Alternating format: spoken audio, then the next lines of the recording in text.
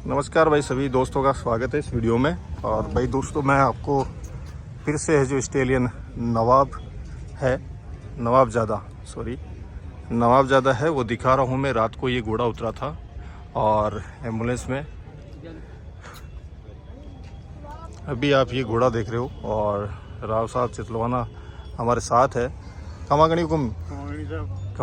खमागणी आप कुछ बिल्कुल साहब, बिल्कुल आप मिल गए और अच्छा हो गया हैं। और घोड़ों के पुराने आदमी हो आप तो हुकुम।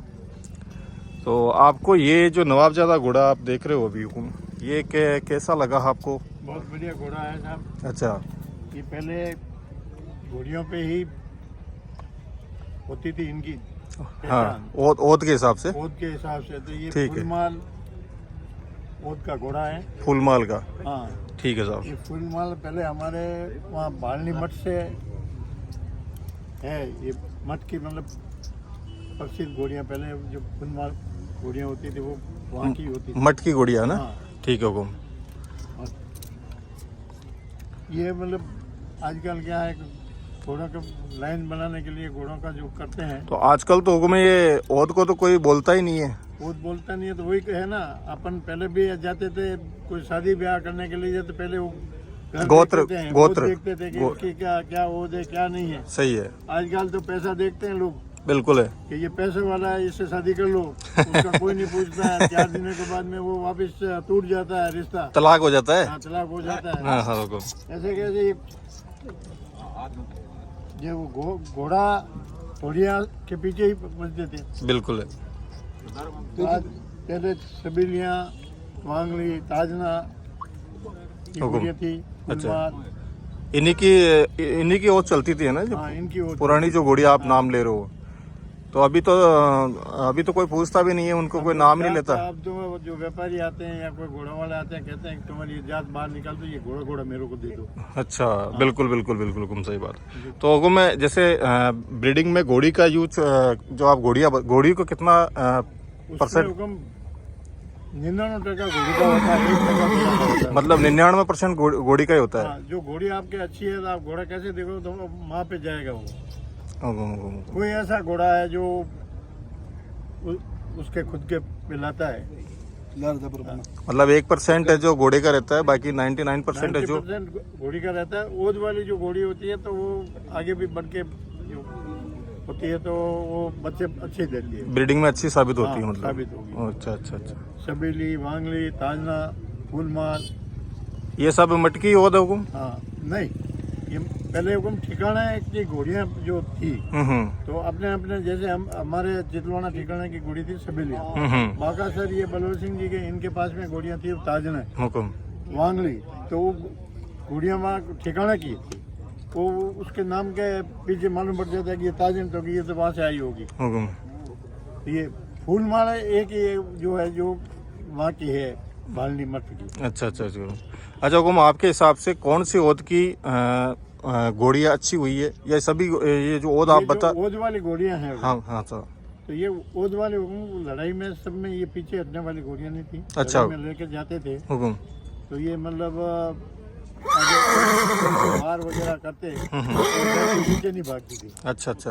आज के तारीख में कोई भी घोड़ा है आप देखो, एंटर करता है, किसे करता है तो पीछे भाग जाता है। राइट हुकुम। तो पहले ये जो ओद वाली घोड़ियाँ थी, तलवारें चलती थी, भाले चलते थे, तो भाई पीछे नहीं हटते थे। तो उसका कारण यही था कि ओद खानदानी घोड़िया, खानदानी घोड़ियाँ, खानदानी के पीछे होता है। राइट हुकुम। आज भी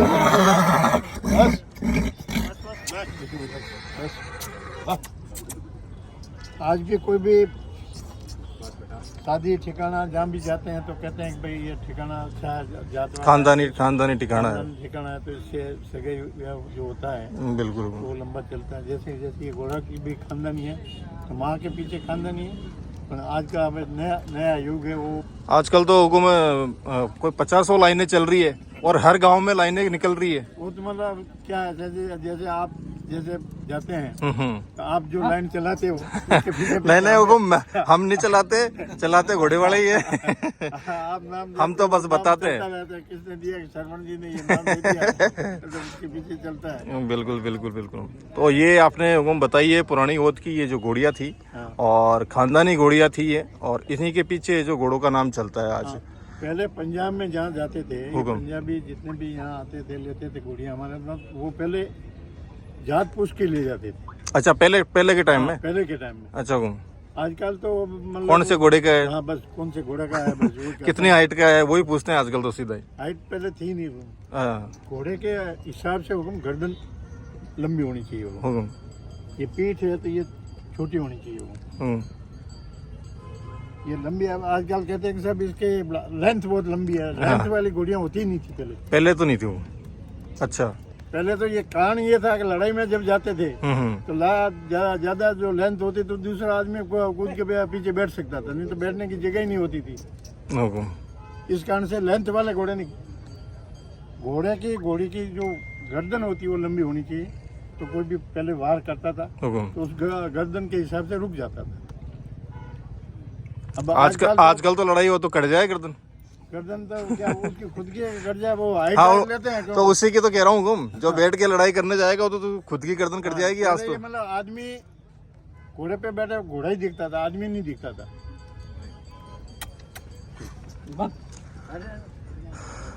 तो ये खूबियाँ थी पुरानी ओद की जो घोड़ियाँ थी उनमें, और यही एक प्रॉपर जो हाइट थी वो वही हाइट हुआ करती थी। हाइट जो है 62 61 62 की घोड़ियाँ ज्यादा थी। क्यों ज्यादा?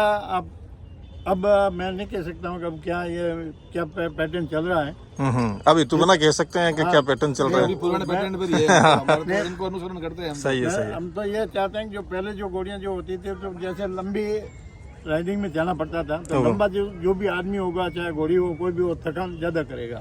जो हाइट में कम होगा वो थकेगा नहीं। ये मोहन सिंह जी को आप 50 किलोमीटर लेके चले जाओ तो ये थकेंगे नहीं। ठीक है हुकुम, बहुत बढ़िया जानकारी दी आपने, और उम्मीद करते हैं कि आने वाले टाइम में सभी है जो ओद को पहले महत्व दे। क्यों मोहन साहब, आप क्या कहना चाहोगे ओद को लेकर? ये कह रहा हूँ ना कि भाई माँ साइड को जो है अब तो पहचान जो हो रही है हुकुम। घोड़े के हिसाब से है। हाँ, हम मानते हैं कि वो पहले घोड़ियों के हिसाब से ही है। जानता हूँ।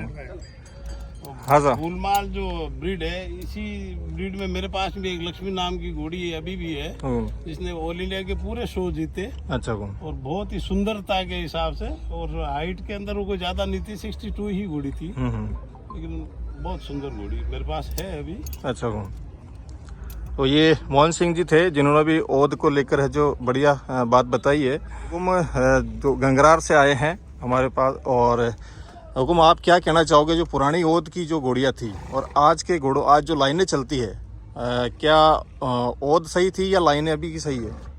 नहीं देखो, ये जो डेवलपमेंट हो रहा है ना, हाँ साहब, तो आज की तारीख में जो अच्छे पोस्टरों वाले बच्चे भी पैदा हो रहे हैं, आदमियों के भी, वो भी हाइट ले रहे हैं, वो भी अच्छा कर रहे हैं। अच्छा। इसी तरह से घोड़ों में क्रेज आया है, इनका अच्छा लाला पालन हो रहा है और लाइन का भी लोग ध्यान रख रहे हैं। ठीक है। तो उससे क्या है कि एक तो ब्रीड सुधर रही है, इन ब्रीड नहीं हो रही है, अच्छा। और इन ब्रीड होती है तो कोई जानने वाला लेगा नहीं, तो इसलिए नहीं अभी तो मुझे लगता है हुकुम, अभी तो इनब्रीडिंग बहुत ज्यादा हो रही है। शायद किसी को खूबसूरती चाहिए, में तो नहीं होती है।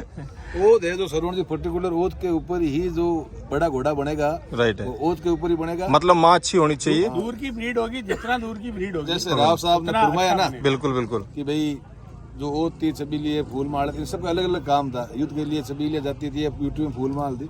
तो हम तो पुराने सीनियर लोग इनसे ही सीखते हैं, इससे ही करते हैं। आज भी ये घोड़ा धमकाते हैं फूल माल का, इसकी माँ फूल माल, इसका नाम रूप सिंगार है।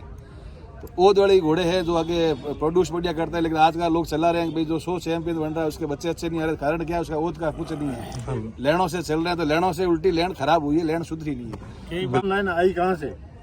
तो आपको ओद से ही हुआ ना। बिल्कुल बिल्कुल, आई कहाँ से? ये भी तो आना चाहिए। हाँ साहब, उसकी माँ अच्छी ओद की थी, उसने बताओ हुकुम, बताओ। माँ का नहीं, आप कह रहे हो कि आलीशान लाइन है, तो लाइन का नाम बताइए कि कौन से लाइन से आलीशान? नहीं, लोग सब किसी को पता नहीं है। नहीं, क्यों नहीं? हमारे वहाँ से आए हैं सब, जितने भी घोड़े हैं जो जालोर से आए हैं। मतलब ये घोड़ा में क्या है मैं आपको बताऊं, घोड़ा जमीन, एक तो जमीन और एक पालने वाला ठाकुर, ये दो के कारण घोड़े आते हैं, बाकी और तीसरा कोई कारण नहीं है। मैं आपको बताऊं जमीन का इतना फर्क होता है। मैं एक छोटा सा उदाहरण दूं शिकार का। एक खरगोश घायल हो गया और खरगोश भी अटैक करता है क्या, मतलब पैरों को नोच लिए उसने बटके भर के, तो उस जमीन का कारण है कि वहाँ बाकी खरगोश तो पड़ जाता है। तो इसी तरह से घोड़ियाँ जहाँ पैदा होती है ना, जो जालोरी है वो तो टॉप जगह है, बिल्कुल उसका कोई मुकाबला नहीं है, उस जमीन का कोई मुकाबला नहीं है।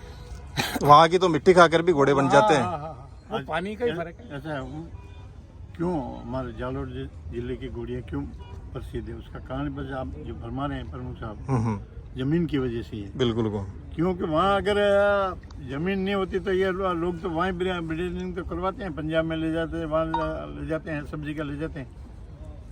कई जगह ह्यूमिडिटी और खराब मौसम के कारण राजस्थान में घोड़े लाके रख रहे हैं। बिल्कुल हुआ हुकम हुआ है, गुजरात वाले सब हुआ है। यहाँ एक जालोर से एक घोड़ा गया था हुकम, वो नाम मैं भूल गया उनका, वो घोड़ा गया था जम्मू कश्मीर, वहाँ पे वो घोड़ा सेट नहीं हुआ और फिर वो घोड़ा वापस आया जालोर, अभी वो घोड़ा फिट है एकदम ही, मान लो। अब हवा का तो फर्क पड़ता ही है। हाँ थैंक यू सर। ठीक है सर, ठीक है, क्षमा गणी साहब, बहुत ही बढ़िया जानकारी दिया आपने। ओद को सुधारो। बिल्कुल बिल्कुल बिल्कुल, अब इसी के पीछे पड़े हुकम। हाँ, लैंड को नहीं, ओद को नहीं नहीं नहीं, अब ओद का ही नंबर है।